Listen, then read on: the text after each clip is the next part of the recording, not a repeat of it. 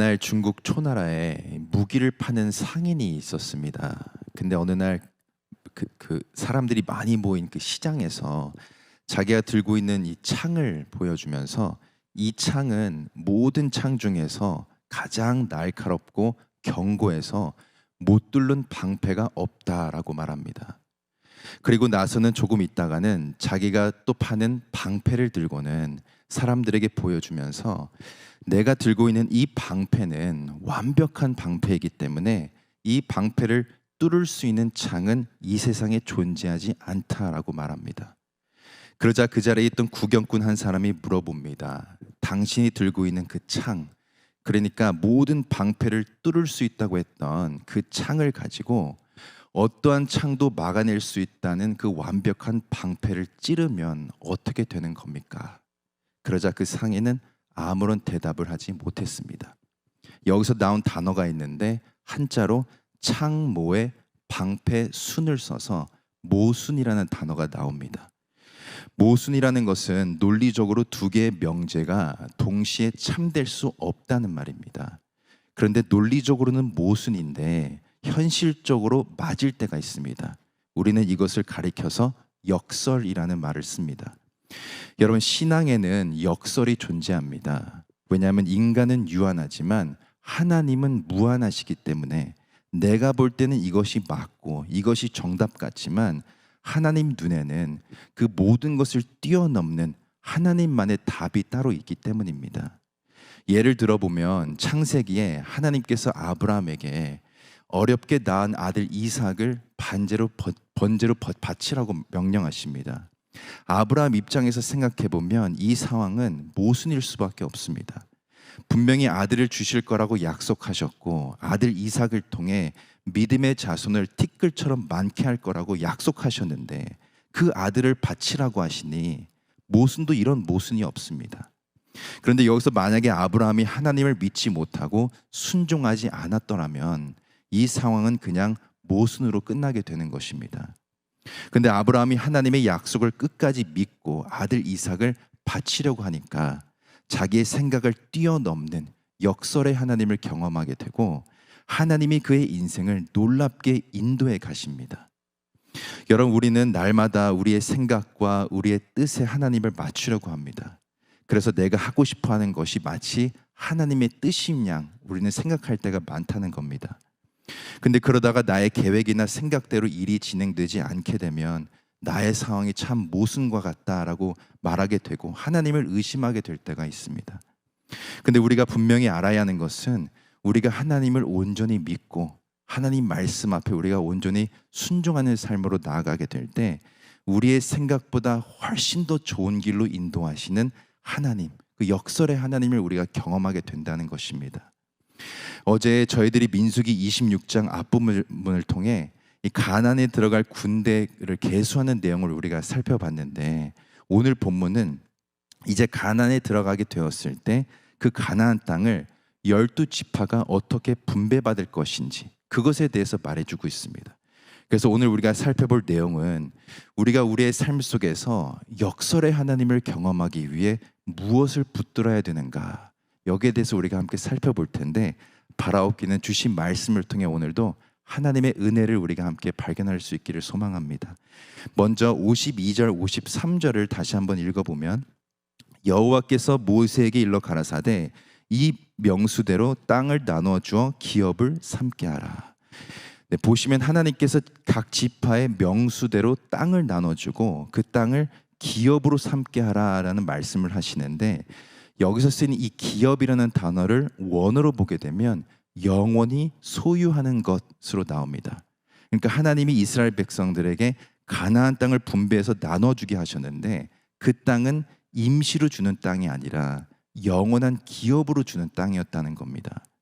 근데 우리가 여기서 주목해야 하는 것은 지금 이스라엘은 아직 가나안 땅에 들어가지 않은 상황이었다는 것입니다. 그 뜻은 지금 가나안 땅 안에는 아직 가나안 족속이 주인처럼 살고 있는 상황이었습니다. 이런 상황에서 가나안 땅을 바라보고 서 있던 이스라엘 백성들을 향해 하나님이 뭐라고 하시는가? 저기 보이는 저 땅을 지파별로 나눠 가지고 영원한 기업으로 삼으라는 것입니다. 여러분, 우리가 이스라엘 백성들의 입장에서 생각해 보면 지금의 상황은 모순일 수밖에 없습니다. 가나안에는 아직도 거인 같은 아낙 자손들이 살고 있는 상황이고 아직 그 땅을 정복하지 못한 상황인데 지파별로 나눠 가지고 영원한 기업으로 삼으라고 하신 이 상황은 모순일 수밖에 없습니다.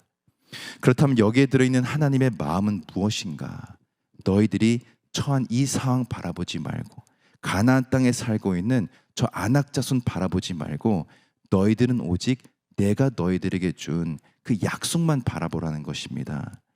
하나님께서 믿음의 조상 아브라함 때부터 끊임없이 말씀하셨던 것이 뭐냐면 내가 너와 언약을 맺고 이 땅을 너의 자손에게 주리라, 그 약속의 말씀이었습니다. 가나안 땅을 주시겠다는 약속을 끊임없이 말씀하셨기 때문에 지금 하나님께서 이스라엘 백성들에게 아직 정복하지 못한 가나안 땅을 영원한 기업으로 삼으라는 것은 내가 너에게 준 그 약속 바라보고 그 약속만 붙들고 나아가라는 것입니다. 그렇게 될 때 모순과 같은 이 상황이 역설의 상황이 되고 하나님의 인도하심을 경험하게 될 거라고 지금 하나님은 말씀하고 계시는 것입니다. 우리가 요셉의 인생을 한번 생각해 보면 하나님께서 꿈을 꾸게 하시는데 곡식단이 자기한테 절하고 해와 달과 별이 자기한테 절하면서 이스라엘을 구원하게 될 거라는 약속을 받게 됩니다. 근데 그 꿈을 꾼 이후에 요셉의 인생을 보게 되면 노예로 팔려가고 억울하게 감옥에서 감옥살이를 하게 됩니다. 모든 상황이 모순일 수밖에 없습니다. 하나님이 그를 높이 들어 사용할 거라고 약속하셨는데 앞뒤가 전혀 맞지 않는 상황이 계속 펼쳐지게 됩니다. 근데 요셉은 끝까지 하나님께서 주신 그 약속 바라보면서 자기가 처한 모든 상황을 그 약속만 붙들고 나아가게 됩니다. 결국 모든 사람의 생각을 뛰어넘는 하나님의 역사하심이 그의 인생 가운데 나타나게 되는데 억울하게 성추행범으로 감옥에 있던 요셉이 하루아침에 애굽의 총리가 되고 하나님의 약속대로 이스라엘을 흉년에서 구해내는 귀한 자로 쓰임받게 됩니다. 여러분, 우리도 마찬가지인 줄 믿습니다. 나의 상황 바라보고 나의 처지 바라보고 나의 능력 바라보면 인생은 모순처럼 느껴지게 되고 왜 하나님은 나에게 이런 일이 일어나게 하실까? 하나님을 원망하게 됩니다. 그러나 우리가 하나님 바라보고 하나님이 주신 그 약속 바라보게 되면 나의 생각을 뛰어넘어 역사하시는 그 하나님을 우리가 경험하게 되고 하나님이 나의 삶을 살아주고 계심을 우리가 경험하게 되는 것입니다.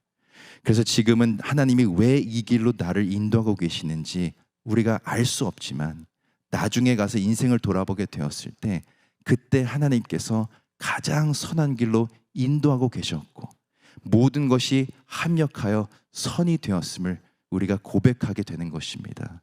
바라옵기는 우리 모두가 끝까지 하나님 말씀 붙들고 모순을 역설로 바꿔가시는 하나님을 충만히 경험할 수 있기를 소망합니다. 두 번째로 우리가 역설의 하나님을 경험하기 위해서는 무엇을 붙들어야 하는가? 우리 55절 말씀 한번 읽어보겠습니다. 오직 그 땅을 제비 뽑아 나누어 그들의 조상 지파의 이름을 따라 얻게 할지니라.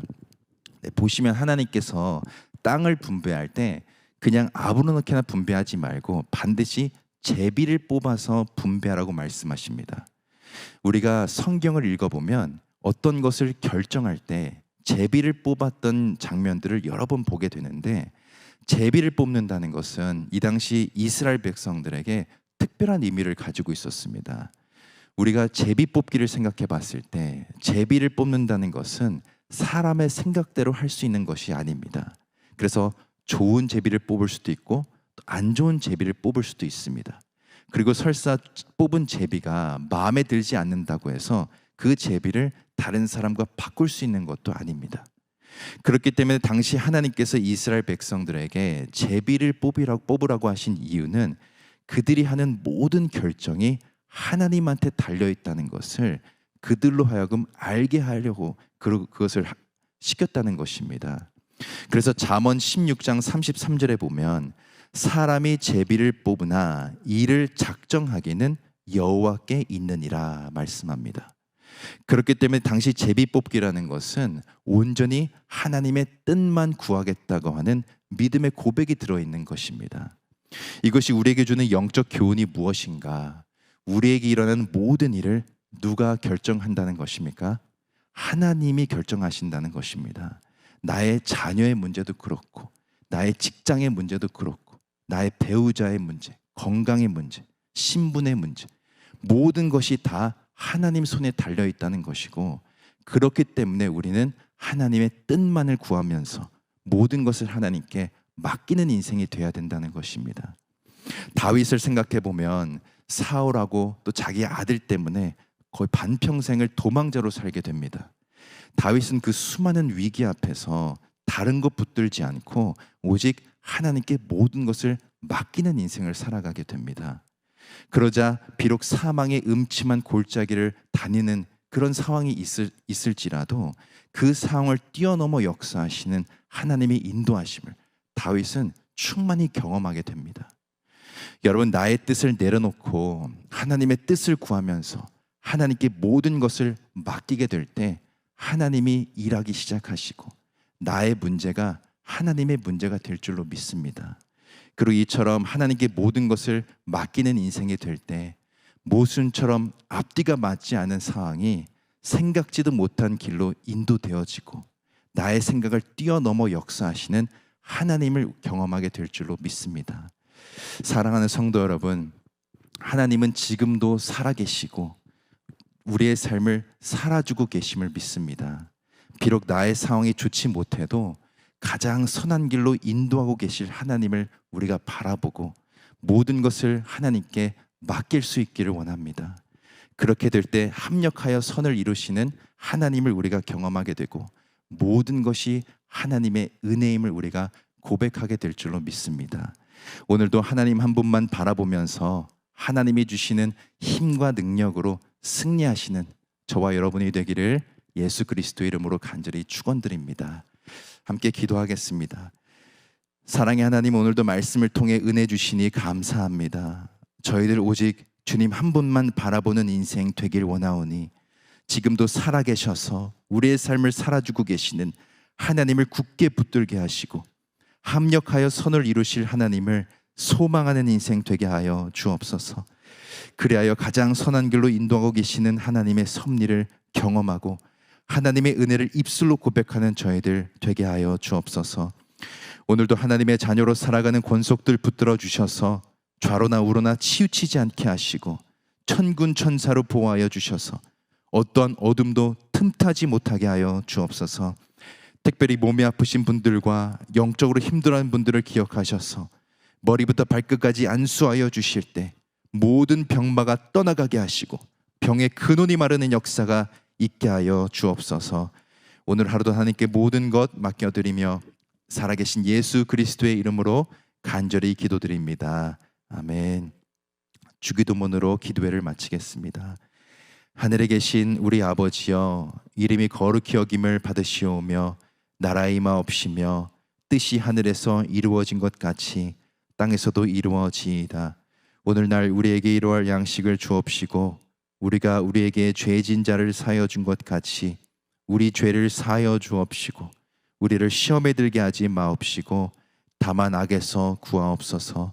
대개 나라와 권세와 영광이 아버지께 영원히 있사옵나이다. 아멘.